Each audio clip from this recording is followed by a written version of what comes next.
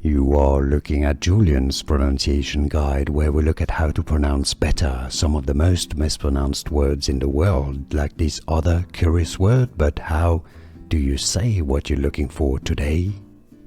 Let's learn how to pronounce this phrase. From French, it refers to an area in Normandy, and I believe this phrase is usually associated with Calvados, the apple liqueur. It's not liqueur, liquor, I should say. Pays is French for a country or countryside. Pays d'Auge, Auge.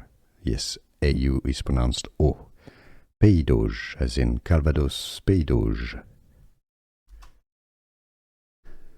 Here are more videos on how to pronounce more confusing words and names too many mispronounced. Like this video if you found it useful. I appreciate your support. I'll see you soon and thanks for watching.